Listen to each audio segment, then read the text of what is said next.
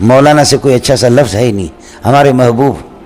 اس لیے مولانا طارق جمیل صاحب نے فرمایا علی کو مولا کہنے میں کیا اس میں حرج ہے؟ سمجھ شریف میں ہے کہ نہیں؟ علی کو مولا کہنے میں کیا حرج ہے؟ من کنت مولاہ فعلی مولاہ، ترمذی جلد ثانی کے اندر ہے. اس لیے حضرت اقدس نے احسان کر دیا ہمارے سنیوں پر کہ آج کے بعد کہا کرے مولا علی. بولو، آج کے بعد کہا کرے کیا ہے؟ مولا علی. سمجھتا ہے؟ ماشاءاللہ شیعوں کی جان میں جان آ گئی کہ حضرت اقدس عظیم انسان. اس میں تبلیغ دین کی خدمت نہیں ہوگی تو کب ہوگی؟ دین کی خدمت یہی تو ہے کہ ایک ضعیف روایت کو حضرت نے اپنی مبارک زبان پر کبھی کر دیا. ایک سمجھ میں. دوسرا مسئلہ یہ ہے کہ یہ کس تناظر میں یہ حدیث تھی؟ خالد بن ولید اور علی کے آپس میں لڑائی ہوگی.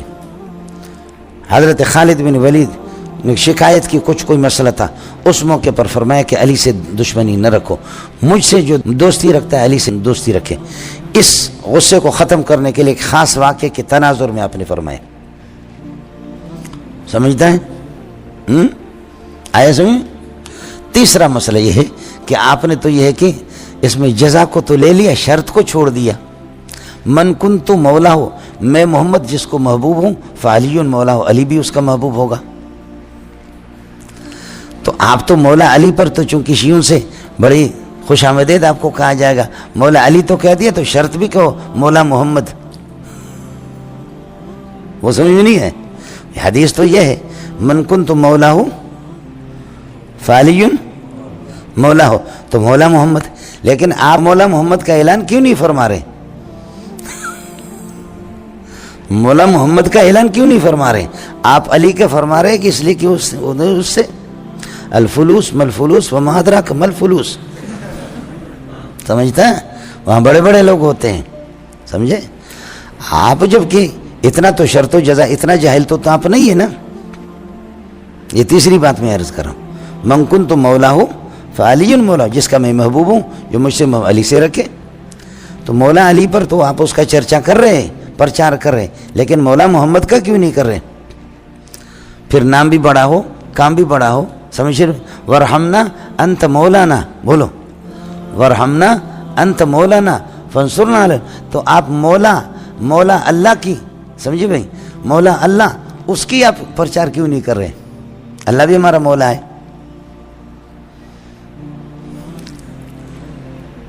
سمجھتے ہیں؟ اللہ بھی کیا ہے؟ ہمارا مولا ہے. اس کا پرچار آپ کیوں نہیں کر رہے؟ پھر مسئلہ یہ ہے انما ولیکم اللہ ورسولہ، انما ولیکم اللہ ورسولہ والذین آمنوا، انما ولیکم اللہ ورسولہ والذین آمنوا یقیمون الصلاۃ ویؤتون الزکاۃ وہم راکعون. ایمان والے بھی ہے تو مولا مومنین. سمجھ رہی ہیں کہ ہمارے مولانا منظور صاحب، میں مومن تو ہوں یا کافر سمجھتے آپ مجھے؟ میں مسلمان ہوں، مومن ہوں یا مرتد ہوں؟ تو فرمایا انما ولیکم اللہ ورسولہ والذین آمنوا الذین یقیمون الصلاۃ ویؤتون الزکاۃ والذین آمنوا الذین یقیمون الصلاۃ. تو سارے مومن ولی اور مولا ہے. تو مولا منظور، سمجھے، مولا گولڑ خان، مولا شبڑ خان، تو ایک کہ تم مولا کا پرچار کر رہے ہو اور ادھر کیوں نہیں کر رہے؟ جیسے کہ تقلید شرک ہے، تو ابو حنیفہ کی تقلید بھی شرک ہے، شافعی کی بھی شرک ہے، احمد بن حنبل کی بھی شرک ہے، امام مالک کی بھی شرک ہے. لیکن کبھی بھی آپ نے نہیں دیکھا ہوگا کہ غیر مقلدین نے کوئی کتاب لکھی ہو کہ امام مالک کی تقلید. ساری کتابیں حنفی کی خلاف. حنفی کنگلے ہیں، ان کے پاس پیسے ہی نہیں ہے. بولو، حنفی کنگلے، تقلید تو سب کے شرک ہے. حنفی کنگلے، کتابیں لاکھوں لکھی گئی ہے، لکھی جا رہی ہے، لکھی جائیں گے. وہ سب کے سب کس کے خلاف ہے؟ حنفی کے. شافعی کی تقلید وہ شرک ہی نہیں ہے، وہ تو عین ایمان ہے، اس لیے کہ ان کے پاس پیسہ ہے، وہ عرب لوگ ہیں. حنابلہ سعودیہ کی حکومت ان کے پاس ہے، ان کی تقلید شرک نہیں ہے، عین ایمان ہے. اس کے خلاف نہ ہندوستان میں نہ پاکستان میں کسی بھی غیر مقلد نے کتاب نہیں لکھی. مالکیہ کی تقلید شرک نہیں ہے، دبئی پورا مالکی حکومت ہے، وہ عین ایمان ہے. سمجھے؟ تقلید صرف شرک ہے ابو حنیفہ کے کا کنگلا اور اس کے ماننے والے سارے کنگلے. یہ وہ تحریکیں ہوتی ہیں پیچھے کی جو اللہ آپ کا بھلا کرے، امریکہ کی سازش ہے. اس کو لوگ سمجھتے نہیں. سمجھے؟ اچھا کہ ہمارے حضرت نے. سمجھے؟ سنی غریب سارے رو رہے ہیں کہ حضرت نے نام بھی بڑا کام بھی بڑا. سمجھے؟ مولا علی، بولو کیا؟ مولا علی. اور ابھی کسی داڑھی منڈے سے جا کر کے بیعت بھی کر دی. داڑھی منڈے، ہم تو پنجتنی ہے، مولانا بھی پنجتنی ہے. وہ گلابی پگڑی بھی اس کو باندھی. اب پتہ نہیں وہ پگڑی ہے یا کسی عورت کا شلوار ہے. سمجھے؟ گلابی رنگ کے. سمجھے؟ اور اس کے ہاتھ چوم رہے، اس کا احترام کر رہا ہے. سمجھ شریف میں ہے کہ نہیں؟ من وقر صاحب بدعت فقد اعان علی ہدم الاسلام. یہ کوئی اخبار جنگ میں آیا کیا؟ یہ اخبار جنگ ہے یا اللہ آپ کا بھلا کرے کیا ہے؟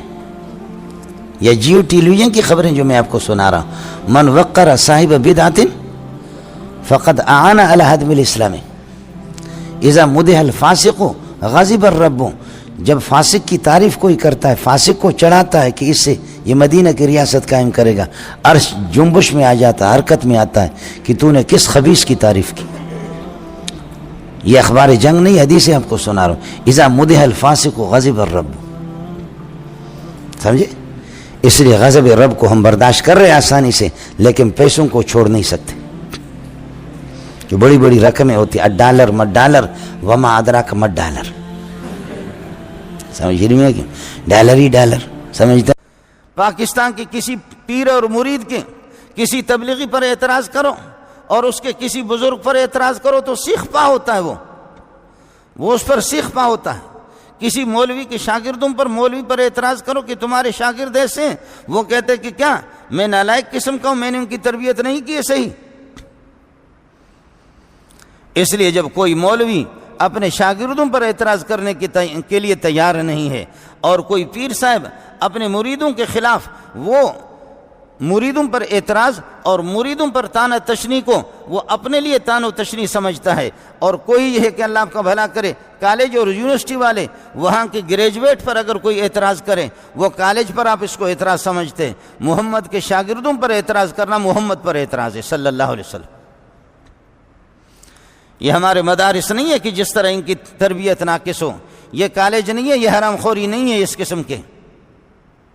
اولئک الذین امتحن اللہ قلوبہم للتقوی.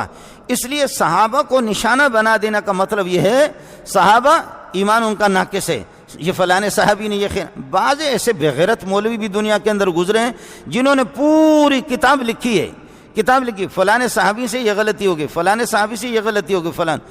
وہ بغیرت تجھے مقرر اس لیے کیا تو منشی بنا ہوا کہ صحابہ کی غلطیوں کی فہرست بنا رہا ہے. اپنی زندگی میں کتنے تو نے کیے. چنانچہ ایک مرید آ گیا میرے پاس، بہت پرانی بات ہے، میں جامع فاروقی میں تھا، کہنے لگے فلاں مولوی نے یہ لکھا ہے، فلاں صحابی نے یہ غلطی، فلاں غلطی کی. میں نے کہا آپ کو پتہ ہے اس مولوی نے اپنا منہ فلاں جگہ پر کالا کیا، اس نے فلاں جگہ پر اپنا منہ کالا کیا، فلاں جگہ پر منہ کالا کیا، فلاں عورت کے ساتھ پکڑا گیا، شراب کی بوتل اس سے پکڑی گئی، یہ ہو گیا، ایسے گرم ہو گئے. تو ہمارے شیخ کو کہتے. میں نے کہا لعنت بھیجتا ہوں تیرے شیخ پر، جب تو صحابہ پر اعتراض کرتا ہے. تیرے مولوی کو شرم تو نہیں آئی؟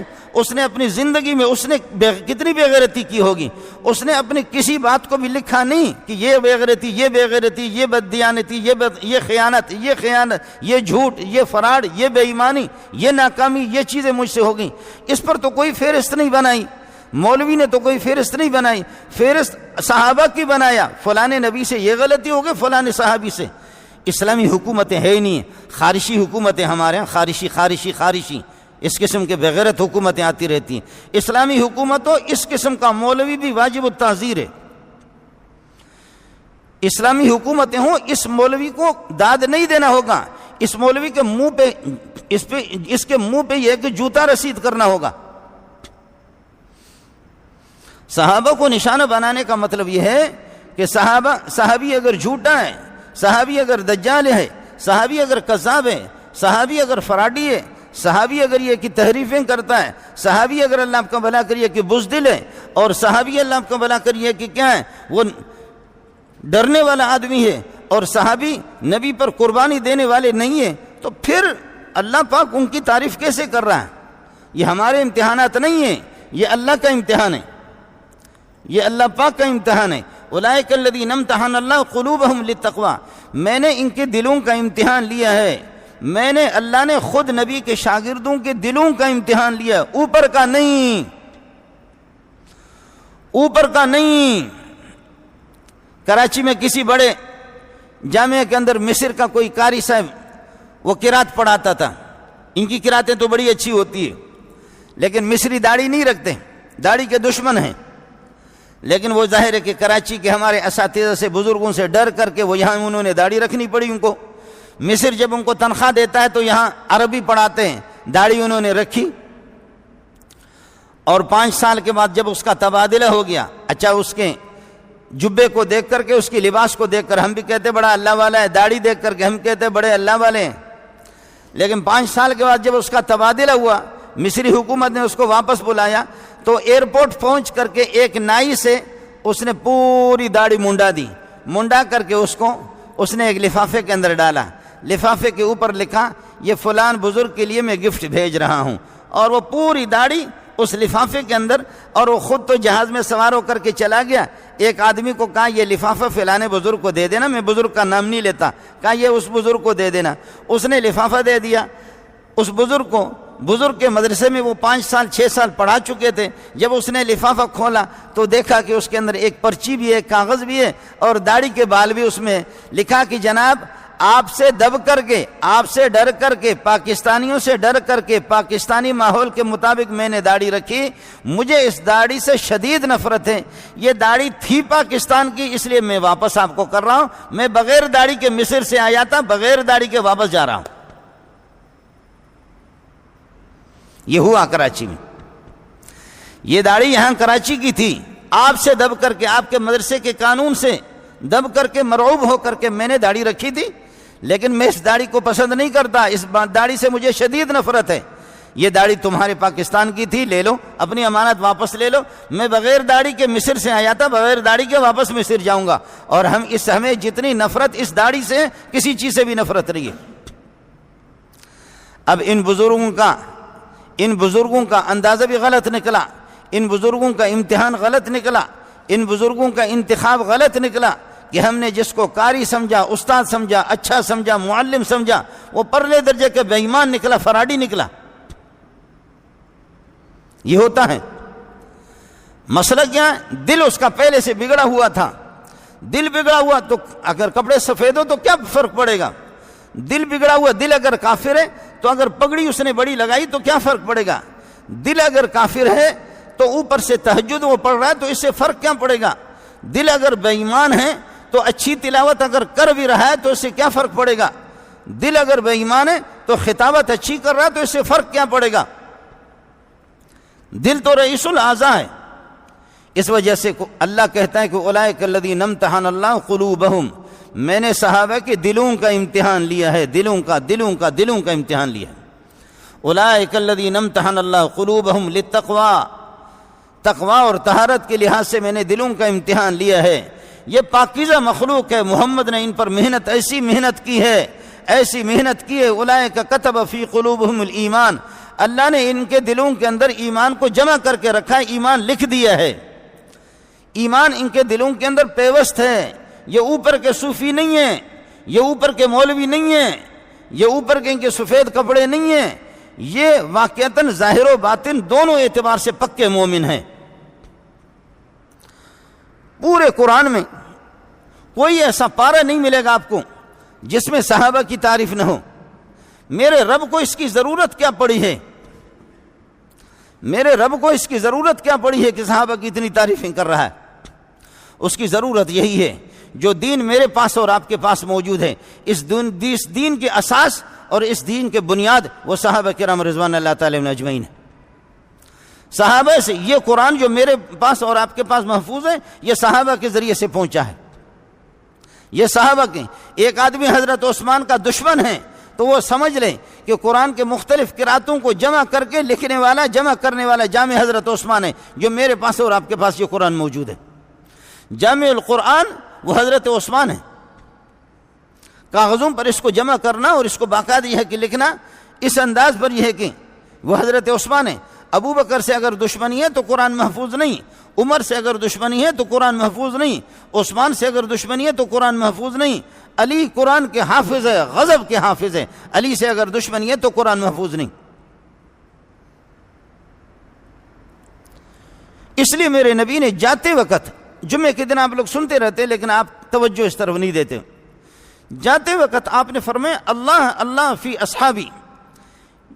یہ نبی کے اس دنیا سے جانے سے چند دن پہلے کی بات ہے، اس دنیا سے جانے سے چند دن پہلے کی بات ہے۔ اللہ اللہ فی اصحابی لا تتخذوهم من بعد غرضا، اتقوا اللہ، اللہ سے ڈرا کرو میرے شاگردوں کے بارے میں۔